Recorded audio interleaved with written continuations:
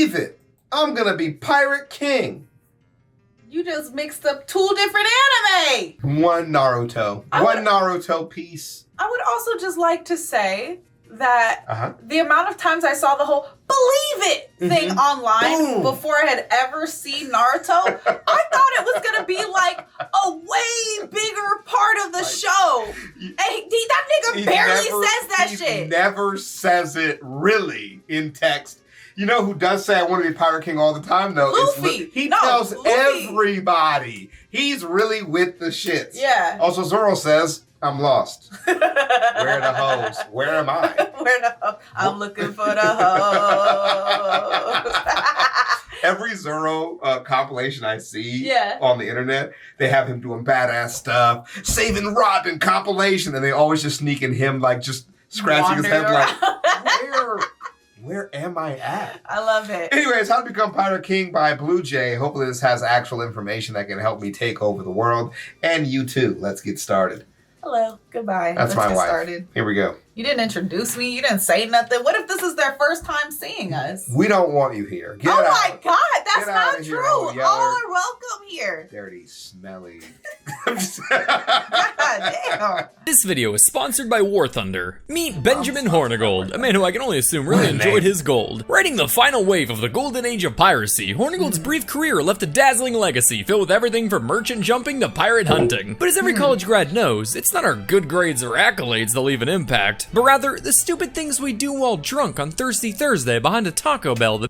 That is such a good clip of a man Yu-Gi-Oh! Battling a rat while drunk. All right. Holding a burrito. I was going to say, that is a burrito. This is a bottle layer of Jack Daniels. Okay. I like the brand names. This is a Stella Artois.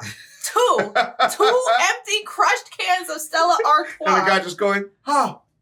Oh. And the graffiti says sub to Bluejay. Wow. That's good. I love the detail here. That's a good one. Taco Bell that people remember us for. And while Hornigold may not have lived long enough to enjoy the dreamlike enlightenment achieved from the bite of a beef quesarito, even still would he be remembered for a tale of drunken shenanigans. One night in 1717, Hornigold and his crew were partaking in a wee bit of rum-guzzling, sword-fumbling, plank-stumbling buffoonery when they drunkenly threw their hats into the sea. But parting with a core piece of their identity for a quick laugh was a decision they'd quickly regret. This was a disaster, a tragedy. Pirate problems in only 2 days, so all the other crews say. But luckily, as the sun came up the following morning, they spotted a merchant ship off the coast of Honduras and brewed up a plan. Yar! Turn off the light, would you? The sun. Whatever, just hand over your hats or plank the walk. Did you say hats? Can a beaver hold its breath for 15 minutes? Yes, the answer is yes. I just don't know that much about beavers. Forget it, it doesn't matter, just cuff up the hats, sailor boy. And like, they robbed them for the hat. Yeah, I mean, yeah. Unless you got like White Castle or something?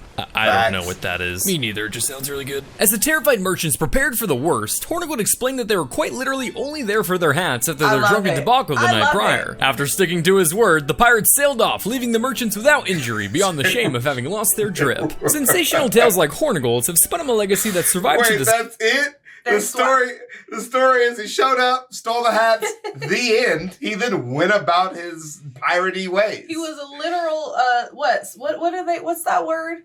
That sounds vaguely like a slur. Swagger jacker. Wow, that sounds bad. No, it doesn't it? It really does. Doesn't it? Yeah, I was concerned, actually. Now I'm not. Yeah, I love the realness of that story, too. Like, it's a little absurd, right? But it doesn't have some fantastical ending. It just ends. No. He goes, and then I went about my business with new hats. I love that, though. I love the casual pirate shenanigans. Like, we're not here to rape and pillage. Right. Okay? But we are here to steal your fucking shit. That's it. This is not even pillaging. It's really borrowing. If I see you, bro, I'm going to give it back. I'll buy you a better hat. How about that? Come see me at the Pirate Cove, okay? There's a nigga there. His name is Jeffrey. He makes fantastic hats. You know what I'm imagining? Is them still being drunk.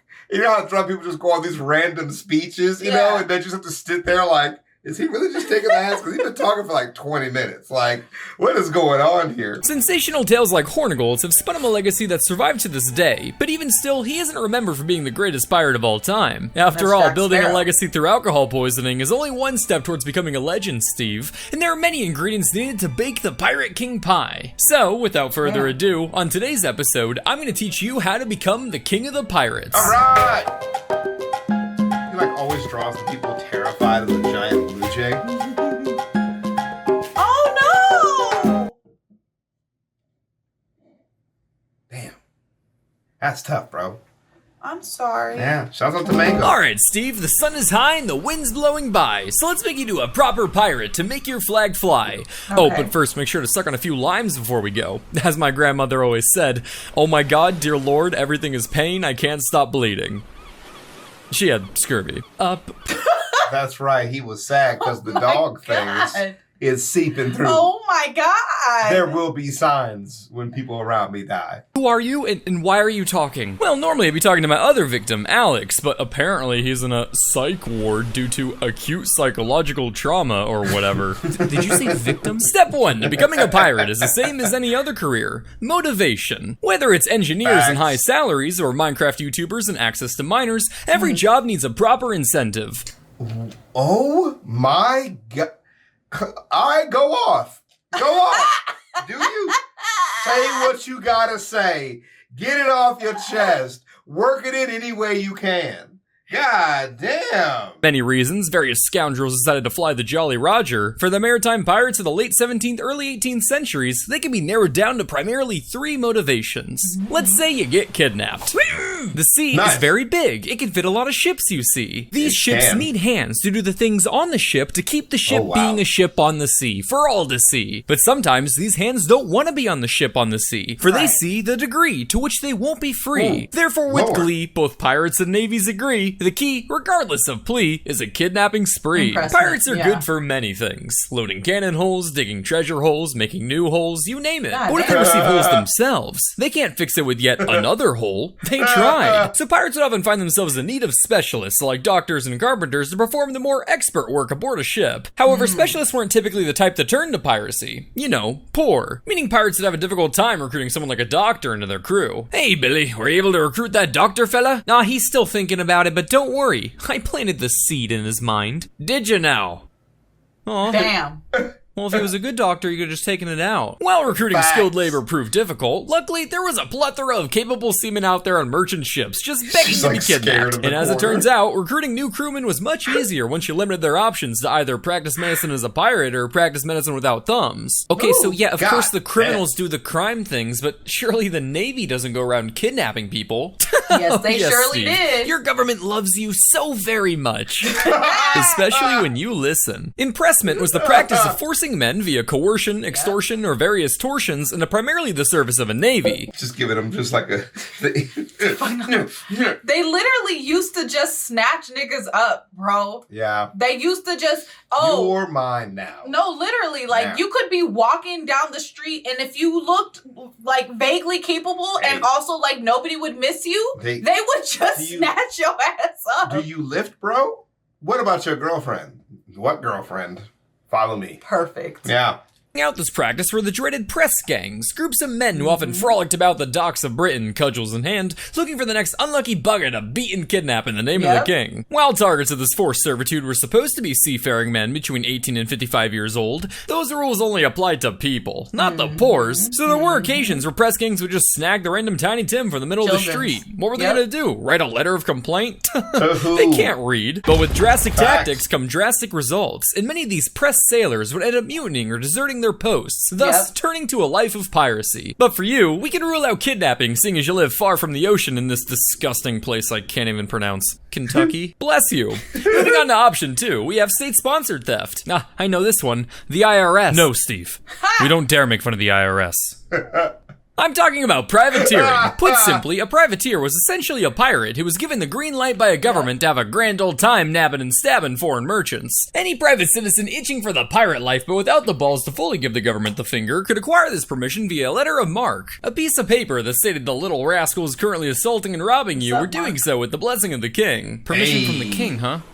Well, that's a relief. Since privateers had a knack for damaging foreign economies, letters of marque were their most popular during times of war. But once warring nations made peace and the letters were revoked, many former privateers were reluctant to throw away such a lucrative line of work. So ironically, the same nations who struggled combating piracy also fueled said piracy, as the former privateers would continue raiding ships, including those of their former state sponsors. These waves of piracy could be so dramatic, in fact, that once the War of Spanish Succession ended in 1714, it single-handedly brought about the third era of the golden age of piracy. Wow. Wave that of piracy, really cool ocean waves. That's kind of funny. Wow, Steve, when's the Netflix special? Anyway, as we already know, you're no privateer. So with the first two ruled out, it looks like we'll have to go with option 3 for you, which is... He's robbing him. Damn. Poverty. For the world's poor and disadvantaged, the pirate lifestyle served as a powerful motivator. They took my mom's ashes. You went from isolation... Oh, that's so good, bro. He's coming into his own. Yeah. To open freedom, from stick beating to stick wearing, from sleeping in shit to sleeping in shit, but with hook hands. Meanwhile, a merchant or military vessel subjected you to low pay, terrible rations, and frequent physical punishment, and not the fun kind either. Compare that to the equality and freedom enjoyed by pirates in the pursuit of untold riches, and it's clear to see how some could find the swashbuckling path preferable. Welcome aboard, matey! Ye made the right choice joining this crew. In no time at all, you'll be swimming in all the golden women your little heart desire. Shiver me blunderbuss! It be a treasure galleon of the Spanish Main! Oh my god! Man, what the fuck did you just say? What? I'm just surprised. No. Did I actually just hear what you said just now? I'm just trying to be a little funny. Funny? Explain to me what part of spewing TikTok brain rot in the middle of a conversation is funny. I think this skit is supposed to be about finding riches. No, fuck the script. You really expect me to sit here while your Zoomer brain parasite vomits nonsense all over a social setting like a Kanye West interview? Charles, we're really trying to break into the younger demographic and encourage Mr. Blake here to improvise, so if you could just read your lines, that'd be great. I did not graduate from Juilliard to taint my reputation with such a sacrilegious performance, so you can find another headliner for your stupid skit. Go off! So are we just done for the day? No, just give me 5. Nick Cage will do it. Checking off motivation, your next step on your Pirate King journey is joining a crew. Just like with motivation, there are a lot of ways this could be done, but for the sake of time and to put you on the fast track to the top, we're gonna take you down the fun route. I don't know if I like your tone. Oh, don't you worry, Steve. This way, not only will you join a crew, but you also get a taste of the sweet ecstasy that comes from watching a man's soul leave his eyes as fresh blood paints your hands in sin. Oh, wow. So let's go start a mutiny. Okay. Mutinies were a rather classic way to kick off a pirate career. In fact, the very man who earned the King of the Pirates title you're shooting for, Henry Every, was notable for having started his career this way. With the aforementioned terrible conditions aboard law-abiding ships, wrangling up rapscallions for some captain stabbing tomfoolery was a relatively easy task. But, just like a book club for amputees, you're never able to get everyone on the same page. It's high time ye learn your lesson. Yeah? Wow. Really? How'd they get the books down? How'd they get... You know what? I don't doubt that amputees can do anything. Because did you see that girl in the Paralympics? Yeah. And she was doing archery with her feet? Yeah. With her feet? Did you guys see the guy with no arm play ping pong? Exactly. What the fuck? Meanwhile, you can't even walk down the street without tripping over nothing. She's looking at that was a little bit of a self-drag there, but still. She's staring at herself. That's okay, though, baby. You look cute when you fall. Oh, thanks. Goes, ah. Thanks. I don't make the sound. I don't make the sounds. Boy, that's enough. Come on, Peter. It's time for a mutiny. Yeah! No, it's okay. You guys can go on without me.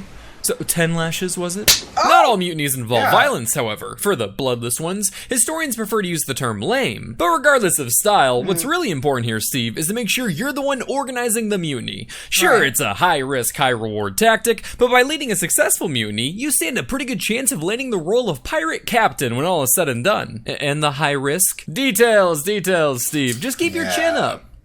because if you fail, a rope will do it for you. Now, how you carry out the mutiny will depend on the situation, but so long as you balance the equation of more men willing to stab the captain than defend them, odds are you'll end up successful and can focus on that pirate captain role. Okay, so maybe if I kill the most people and mutilate their bodies, the other pirates will see that and decide to follow me as captain. Damn, Steve, I didn't know you're a little freak like that. Right, I mean, that's not my advice, but hey, if you got a little itch that needs scratching, have at it, King. Chill. No, okay, well, how do I be a pirate captain? Getting a bit too close to CGP grade there, bud. While fear can be a powerful motivator, pirate captains could be voted into and also out of the role at any time by the crew, making the use of it a losing strategy for them. So ironically, the gangs of violent criminals elected their leaders based more off respect rather than fear. So don't do crazy murder stuff. No, you can desecrate as many corpses as your little heart desires, Steve. All I'm saying is to make sure that when you're serving up severed toes to your victims like pigs in a blanket, make sure your fellow men know that they're in a safe space. For them. Now, if you just follow this advice, Steve, the mutiny and subsequent captainship should come to you quite smoothly. Barring some rare hiccups, of course. Rare hiccups? Oh, it's nothing. It's just, being on a wooden sailboat and all, a mutiny can get rather messy if someone drops a torch, lights a fuse, or if there's a British Spitfire Mark 9 in the area. Oh, that's not good. What? There weren't fighter planes in the 1700s? There are when I need a sponsor segue. War Thunder is not only the most comprehensive vehicle combat 1000 double mode thunderous drag objects fleeing players in return multiple premium, and you can get to work on building your reputation. Let a successful mutiny gain silver lions and 7 days of premium account time. Alright, now that you've led a successful mutiny, gained your men's respect, and been voted in as captain, you can get to work on building your reputation. These days, something like that's pretty easy. All you had to do is throw a few flags in your bio and make fun of Drake. But back in the day, you really had to work hard to build your rep. I see. Is he stabbing him in this? It's Kendrick versus Drake, but he's stabbing Drake? I think so. And is that a twerking Drake? Oh, because that's the BBL juice. BBL juice. BBL juice. How do I build a reputation? Well, a little degenerate like you could always go the Lolan-A route.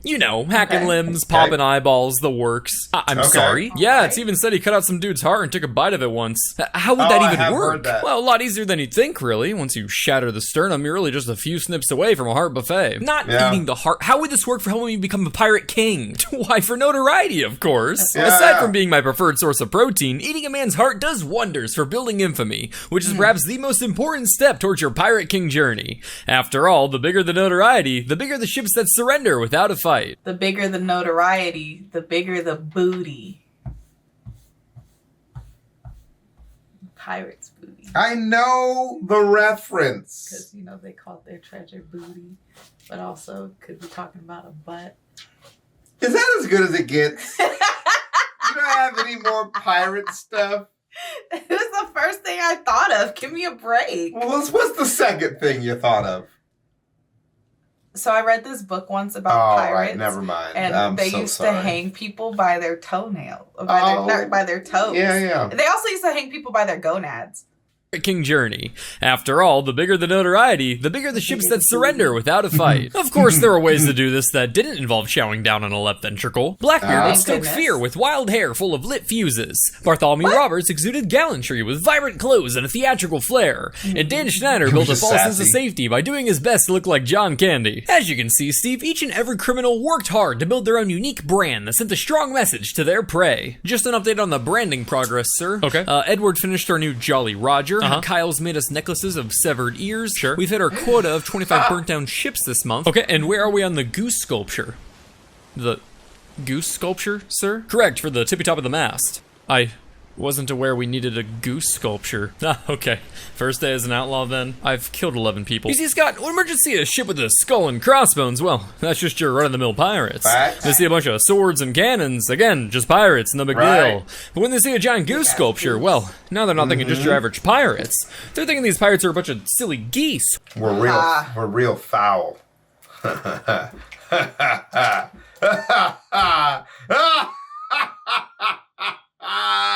You can't stop me. Now that's quality. We're real foul. What makes me mad is that I didn't see it coming. That's what makes me so mad. That's what makes me so mad. I can't believe he didn't say it. Well, I knew he was, moving towards the silly goose thing, Yeah. How does this help us? A regular pirate, you expect to torture you for not surrendering. That's boring, predictable, no big deal. But a silly goose pirate, well, who fucking knows what they'll do? They might bite your elbow, track mud all over your clothes, just fucking shit on your wall. We shit on their walls. I wouldn't know, Scott, we're silly geese. Point is, they don't know either. And when they see that goose coming, they'll cough up every last doubloon they have to not find out. I don't know if that's how that would work. Okay. One goose sculpture coming up then. Excellent, Scott. I'll go make our beak masks. Did you just hear our captain's stupid goose shit? This was his make-a-wish. The leukemia will take him in a week. Oh my god, I had no idea. Don't worry about it. Once he's gone, we can make a raccoon sculpture. That's right. Okay. First day as an outlaw then. Being a pirate means being a brand. Because they're racist. What? Bunch of coons. Okay. Well, that's what a coon is. Okay. What? I said okay. Can I get like a ha-ha? No. One of terror, pain, and misery. It demands compliance and the promise of violence, save for those who avoid defiance. To build your rep is to build this brand, daily PR that must be carefully planned. So with all this in mind and everything at hand, let's quiz you on scenarios to see where you land. You chased down a Spanish galleon that refused to surrender. After some back and forth cannon volleys, you boarded their ship and fought them into submission. Both sides have lost some good men, but you came out on top with a huge haul of barrels of wine and brandy. What do you do? Kill everybody. Torture them for fighting back to send a message. Good, but far too lenient. I mean, wine and brandy? What kind of party is this without tequila? Better cut off their hands so they don't ruin the next function. You approach a British frigate that attempted to run to no avail. You board them without a fight and are now face to face with a cowering crew, surrendered and horrified. What do you do? Are they crying? Some of them are, sure. I was just trying to take it like super far because he took the other one super far. You want to run that by me again, there? He was tough. Hey, bud. Hey, pal. Huh? You want to try that one more time? I'm just trying to go. When we said, hey, just flow, be quick, be smooth, pee on it. Just piss. All the group of cowering people, make sure they're crying and pee on them. That's you, huh? Just whizzing on the fearful. That's how you roll? He was talking about pooping on walls before. That's not the same. The most composed man and slowly severed the tendons in his arms until the entire crew is crying. Jesus Christ, Steve! I'm supposed to be the fucked up one. Did I get it right? No.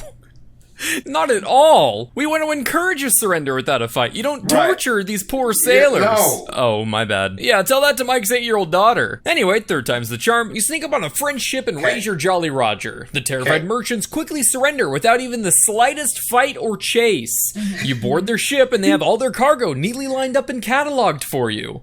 What do you do, Steve? I thank them and let them go? Oh, sorry, we were looking for torch the ship. But you just said to encourage surrender. Normally, yes, but these aren't your average sailors, Steve. Why don't you try again? Do we torch them because they're French? Steve! Damn. That's correct. While building your reputation will be hard work, the more effort you put in, the bigger the gains you'll realize. Kind of like training your muscles to failure. Oh boy, I bet I could do one more. Now that your brand is plaguing the world like Supreme in 2016, you can continue following the footsteps of modern day corporations and shift your focus to what's really important. Charity? That's right, Steve. And what better foundation to fund than our own pockets? So let's get to work on expansion. What really made a pirate the stuff of legends was commanding not one, but multiple ships. When Henry Every made off with the richest prize in pirate history, he flexed to command over 6 ships and 440 men. Damn, expanding a pirate fleet might seem pretty straightforward. All you have to do is keep taking and taking until you got everything you want. While that might be easy for my ex-wife, stealing a bunch of ships is quite the risky feat and takes a lot more elbow grease than just hiring the best divorce lawyer on the eastern seaboard.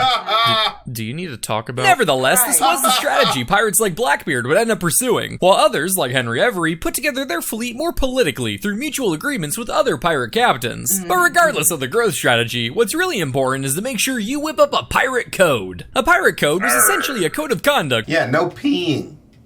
Do not pee on anybody. That's really, it's just really one line. I don't see nobody get pissed on here. I'm really lenient on everything else for real. You pull out your wiener and whiz. We're going to talk. sexier name. They detailed things like various rules, divisions of loot, and even injury compensation, all of which helped keep the savage sailors docile, like giving a preteen a prime. Alright, gentlemen, our new pirate code is finished, so I need you all to listen up to the following articles. Okay. Number 1, no man shall settle their quarrel with their fellow man via shooting or fisting of any kind. Number 2, no man shall partake in gooning or munting. I'm not quite sure what this is. It's important, keep it in. Right. Number 3, all dining utensils shall be cleaned after use, and the big purple bendy straw shall be reserved for Captain Rogers only. Oh. Hey, that's the rule, that's the rule. Sure, you're able to wing it when you're just the pirate dirty dozen, but once you get more and more sailors under your command, you'll need a bit more structure to keep it all together. After all, it's practically expected that the group of malicious outlaws will eventually get out of line. So, just like with old game cartridges, you may need to blow on them every once in a while to keep things running smoothly. Not again. What do you mean by that? You know what you have to do, William.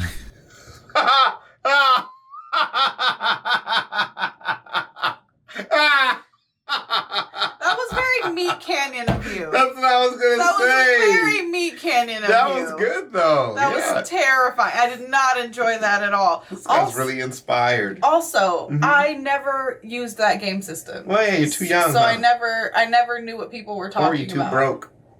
Young. Broke ass.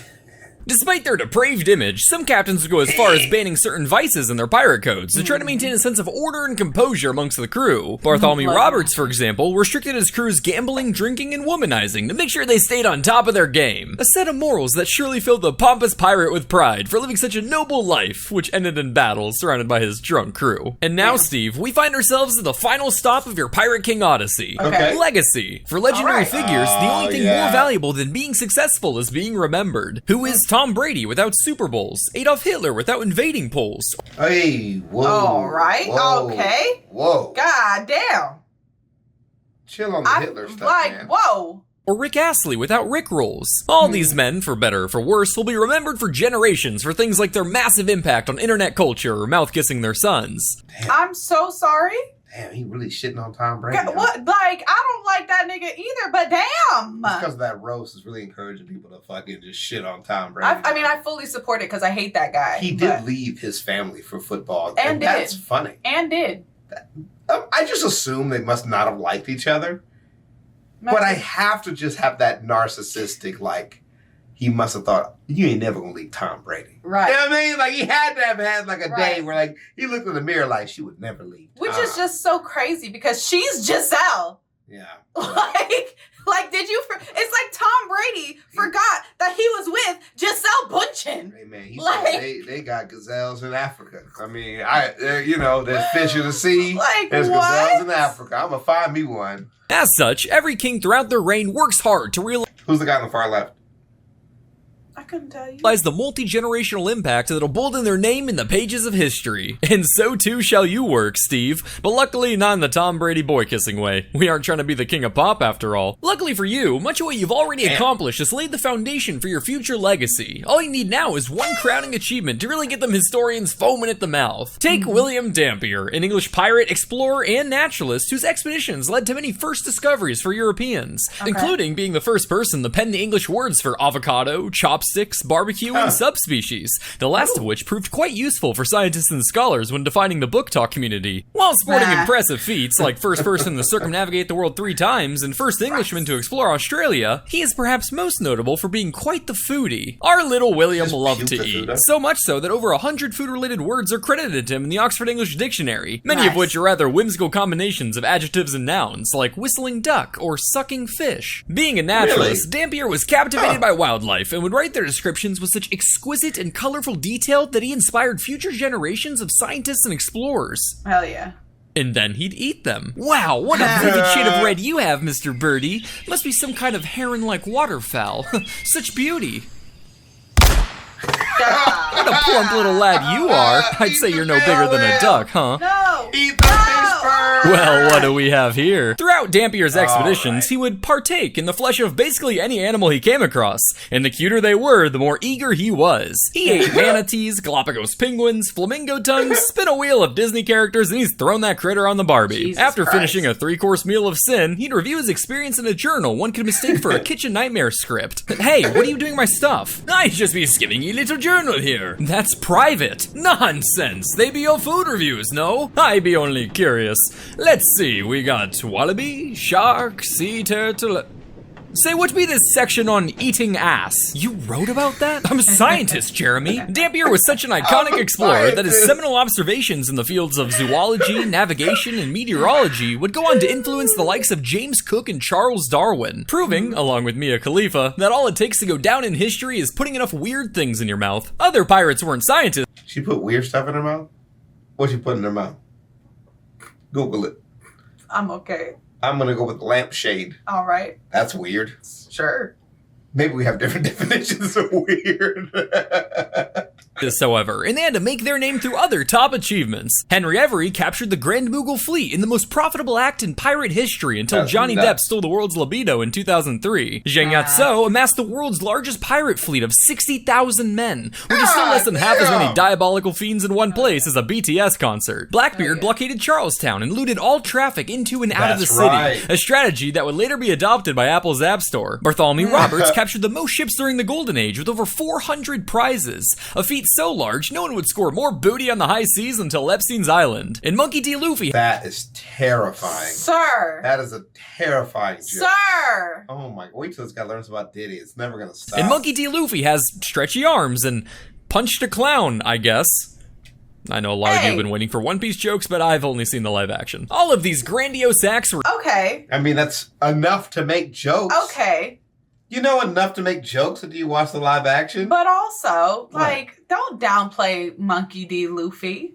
He's gonna be king of the pirates. Is he king of the pirates yet, though? But he's gonna be king of the pirates. Watch I the mean, I don't Fishman know. We're Island arc. fucking It's 2,000 episodes in at this point. We are only like 500 episodes in. And we may only ever be 520 episodes in at the rate we're going. I had to quit after Ace died.